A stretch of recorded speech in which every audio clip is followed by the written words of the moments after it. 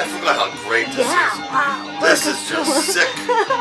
This is just, wow. You know, it brings back memories. I mean, you heard it live. I heard it every which way but loose. I've heard it so much, you know.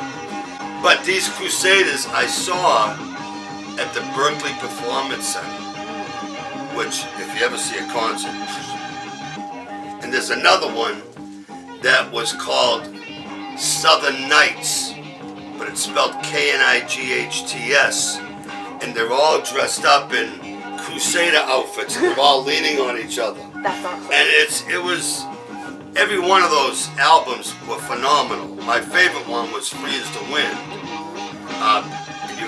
Listen to this guy.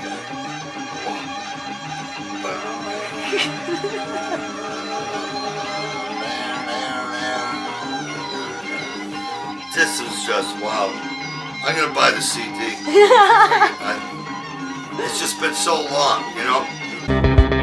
Everybody's talking about the new sound, funny, but it's still rock and roll to me. You know what was the most amazing thing was the music. The music went from Pat Boone, who was tra-la-la-la, you know, to Little Richard, Fats Domino, Bill Haley and the Comets, Elvis Presley. Okay, now that was kind of like the stepping stone. Then all of a sudden, we got the British invasion. Along comes the Beatles. I'll never forget. I was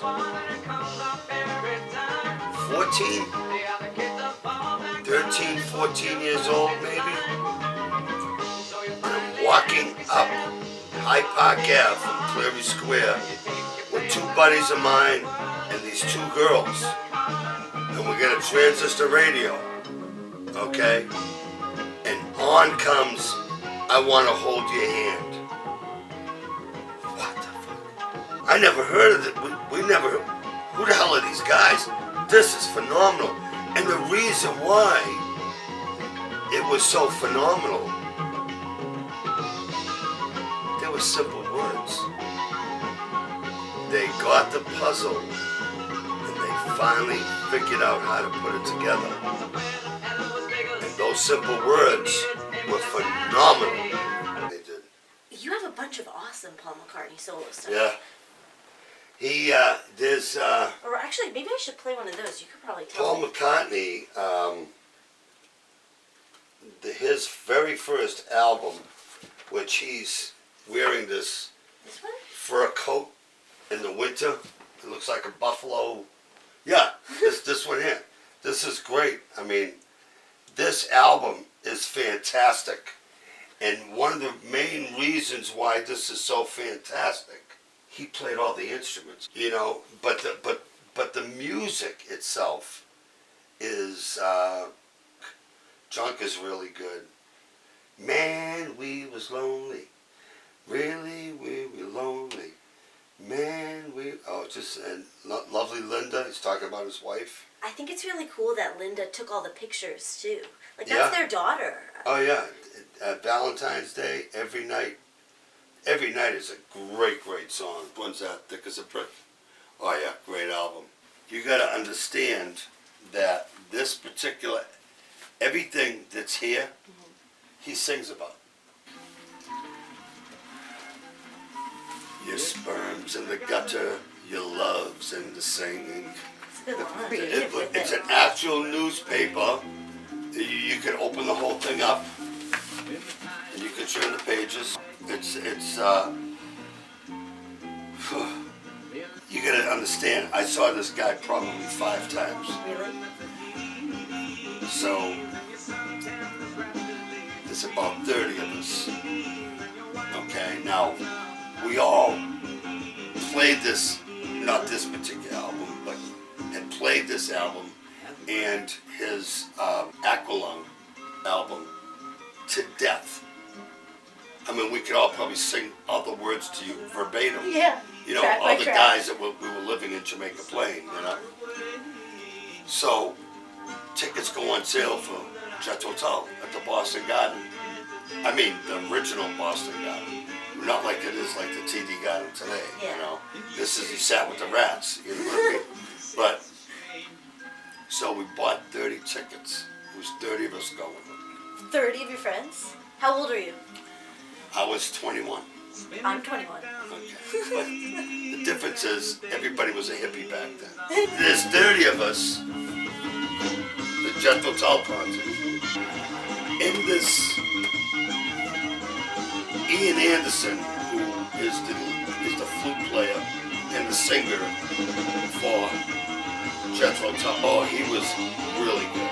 You'll hear him. But at any rate, he also trained to be a ballet dancer. You gotta understand, the time was 1971. He comes out in aqualung, thick as a brick. Their image was minstrel days. You know, days of the minstrels, you know, people would dress up like Robin Hood with the tights. And, you know, he'd come on stage with the tights. And he would play his flute, which was like yay long, okay? He would play his flute, and it would look like he was sitting on a chair in that position without anything.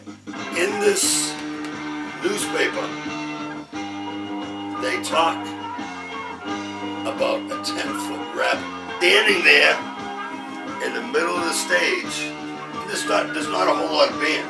There's only, I think, 3 other people in the band. But he's playing the flute and he's singing the songs that are in here. And it comes to that point where, okay, you know, little Bobby believes that he sees a 10-foot rabbit. Well, the lights in the Boston Garden go out in a split second. And I mean, go like that and the lights go up. Go like that and they come back on, okay? And when the lights went out and then they come back on, standing right where he was, is a 10-foot white rabbit.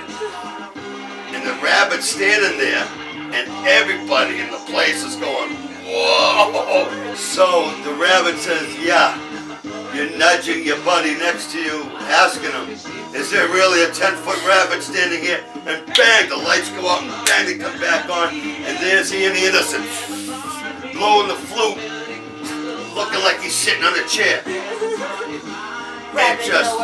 It was just phenomenal. Was that the best concert you've ever been to? One of. There was quite a few. Yes. I love my girl. Love her to death. First started going out, I took her to Cambridge, Harvard Square. It was our second or third date. And so I bought her this crepe that had strawberries and hazelnut spread in it, and you know, and it was cold out, and we got a hot chocolate and stuff, and I took her to this place that sold CDs, used CDs and whatever, and I'm looking, and I spotted, I says, oh yeah, I gotta get this for her. I bought it, and I said, here, every girl needs a little bit of Patsy in her. So it was her greatest hits. So she goes, what's this? I said, this is for you to play. She ended up playing it to death. Really? Oh yeah, it was like, I mean, she was phenomenal. Patsy Cline was, I mean, and I don't know if you know this, but her torch song, Crazy, you know who wrote it for her? No, who? Really? No, yeah, I don't know. Willie Nelson wrote it for her. He was head over heels about her. Oh, that's He was nuts about her.